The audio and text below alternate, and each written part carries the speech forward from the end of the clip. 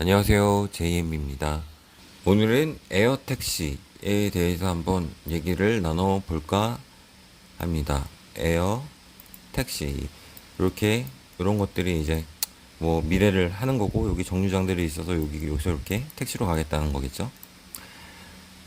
핫했던, 그리고 핫한, 한때 굉장히 이런 게 핫했죠. UAM, 뭐, 뭐더라?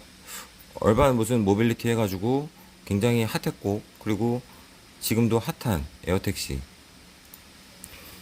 이게 릴룸이라는 회사인데 독일의 회사인 걸로 알고 있어요. 이게 이제 디자인도 잘 빠지고 뭐 해가지고 이게 유니콘 벤처로 이제 엄청 이제 인기가 있죠. 그래서 패신저는 6명에, 여기 보시면 패신저 6명에 파일럿 1명이 필요합니다. 그래서 뭐 이렇게 재원들이 나오고 스피드랑 얼마까지 올라갈 수 있는지, 올라가서 가는지 나오고요.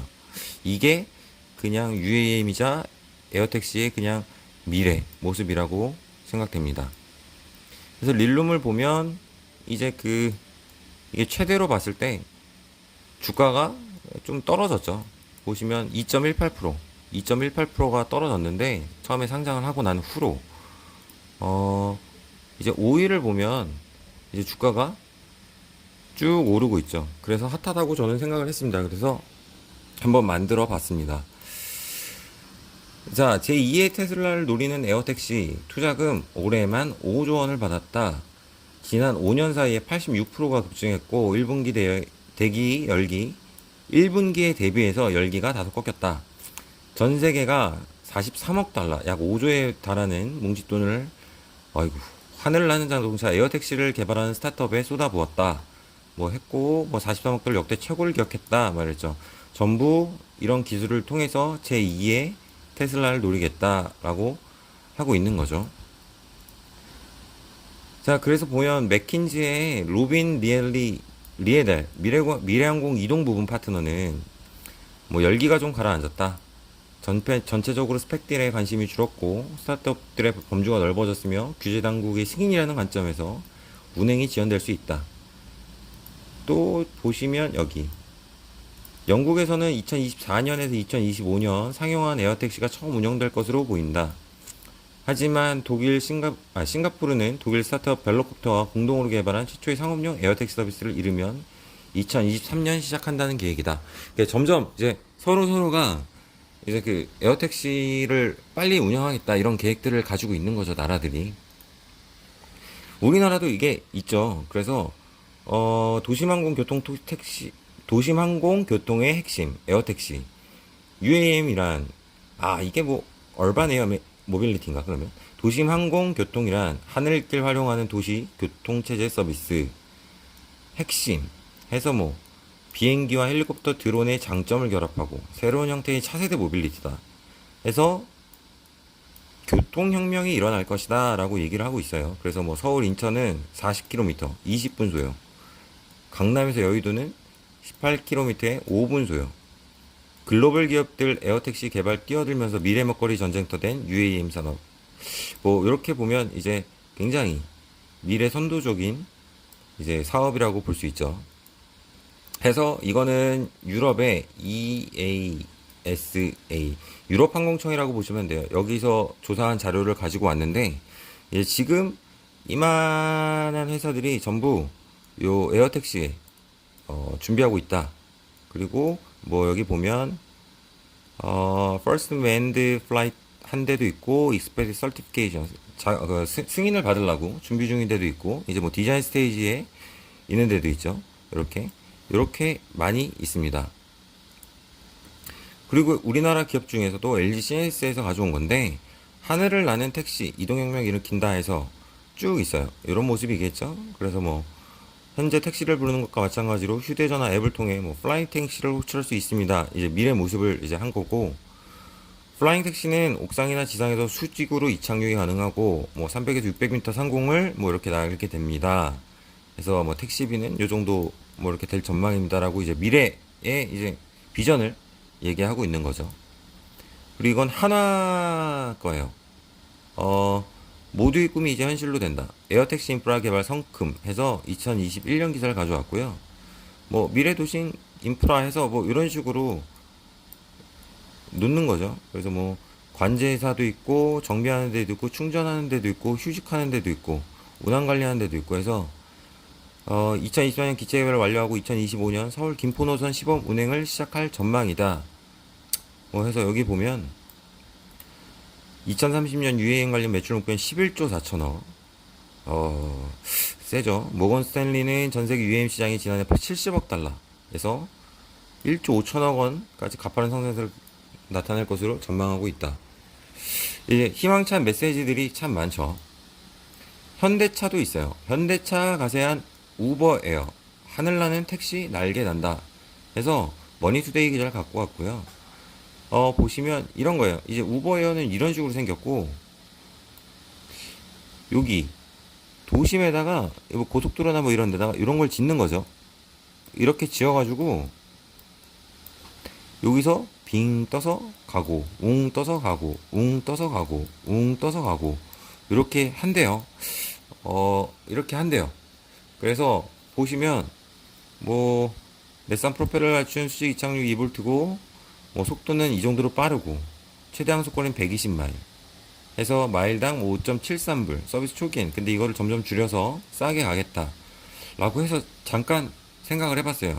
120마일 마일당 5.73 해서 비슷하게 계산을 하려고 이제 거리를 보니까 이제 100마일이 얼추 160km거든요. 그래서 이제 서울에서 강릉을 딱 보니까 강남역에서 강릉까지가 163km가 나오더라고요. 그래서 계산을 해보니까 편도가 마일당 5.73불이니까 100마일에 5불로 계산하고 환율 1,000원으로 계산하니까 약 50만 원이 나오더라고요. 근데 이거를 이용할 정도로 이제 거리를 간다 그러면 이제 차가 없으니까 올 때도 당연히 이걸 이용해야 되겠죠. 그러면은 강릉을 갔다 오는데 이거 왕복인 100만 원이 든다라고 하는 거죠. 그럼 사실 이제 뭐 가족이 뭐 4명이다라고 하면 인당 25만 원 왕복. 야, 이거를 그러면은 강릉 여행을 2번 갈 것 같으면 차라리 이제 가족들하고 괌이나 사이판 가는 게 낫지 않을까? 라는 좀 고민을 해 봤습니다.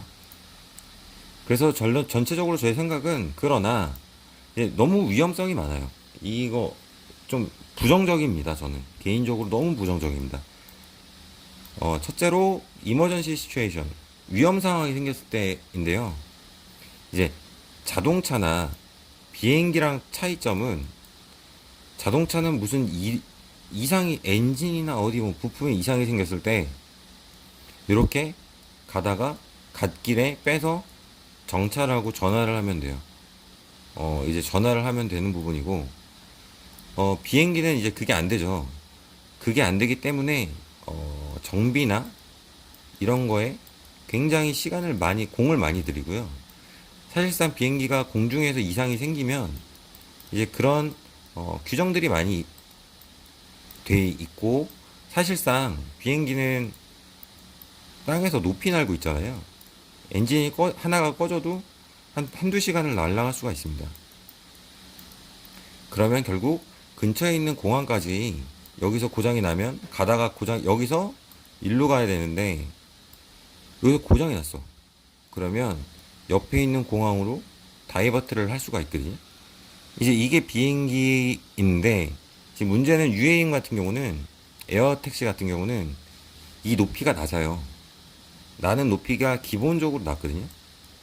이 높이가 요 정도라면 비행기는 이제 저 위에 있겠죠. 여기서 있겠죠. 그러니까 이 높이 차이가 있기 때문에 이렇게 떨어져도 금방 떨어지죠. 그러니까 이런 비정상적인 상황에서 발생했을 때 과연 어떻게 할 것인가? 이게 처리가 될까? 그리고 심지어 얘는 장점이 도심에서 이동을 하는 거잖아요. 그러니까 건물들이 막 있는데, 이렇게 있는데 여기서 이상이 생겼어. 올림픽대로에 내릴 수도 없잖아. 한강에 부서질 텐데, 뭐 안전장치를 뭐 만들겠죠. 근데 이게 과연 가능할까?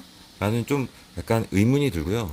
두 번째로는, 뭐 9.11도 있겠지만, 결국 테러리스트나 실수에 의해서 도심에서 이렇게 날고 있는데, 갖다 박으면, 이 진짜 안 좋은 맘 먹고 그냥 갖다 박으면 끝인데, 과연 이게 생각처럼 될까?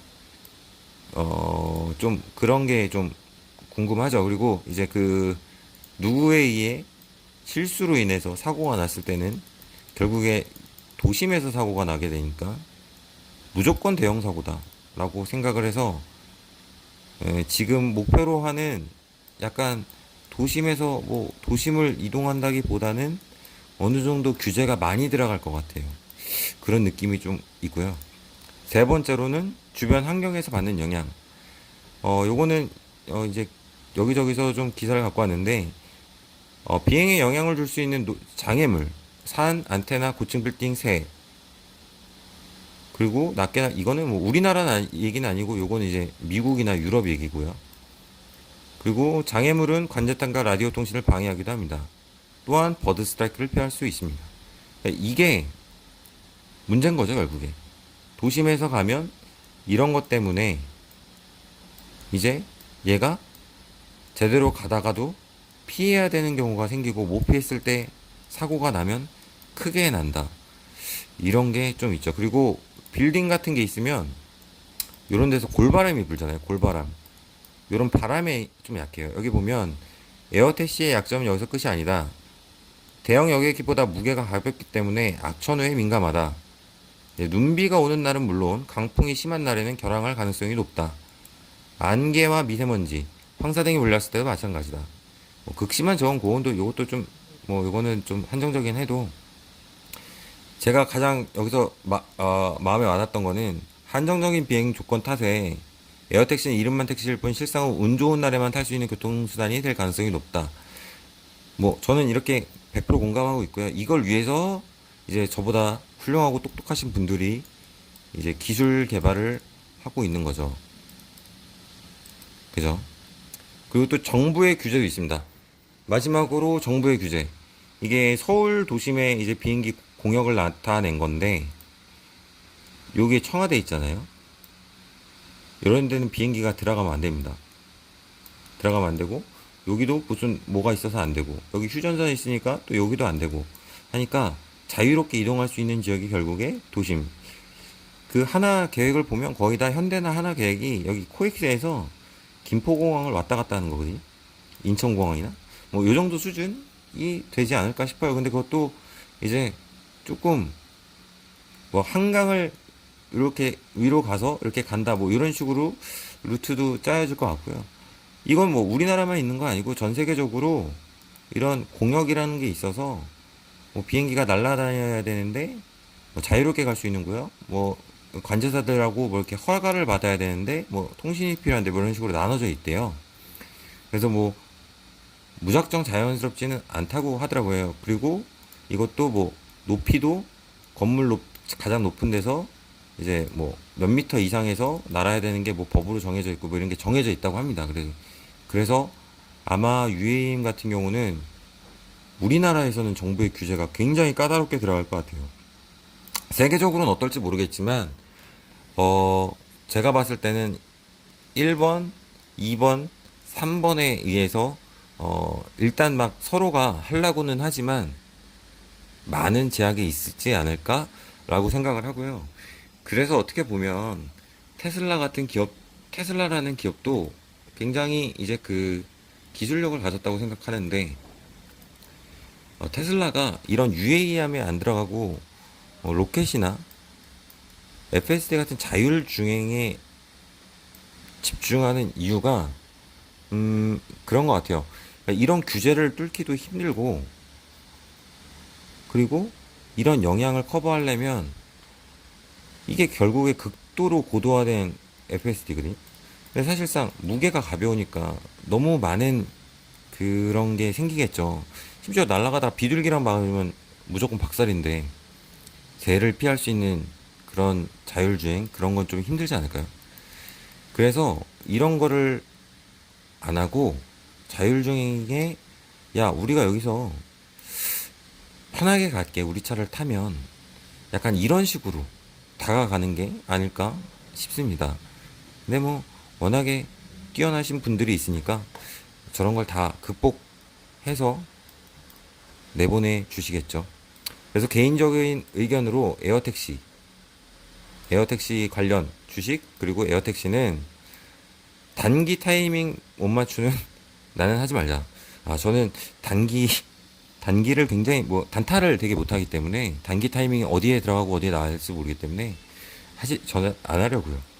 그리고 사실 만약에 우리나라에서 된다고 해서 어, 리뷰어가 돼서 베타 테스트가 된다라고 해도 무서워서 안 탈 것 같아요. 이거는 오히려 한참 안정화가 됐다는 뉴스가 들리면 그때 내 돈 내고 한번 타지 않을까 좀 그런 느낌이 듭니다.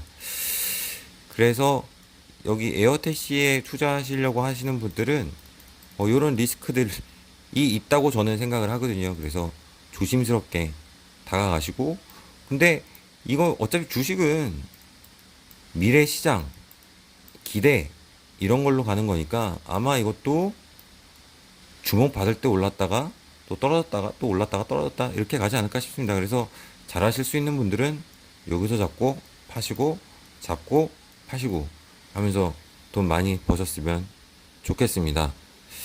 뭐 개인적으로는 그래요. 그냥 그렇다라고 말씀드리고요. 오늘 하루도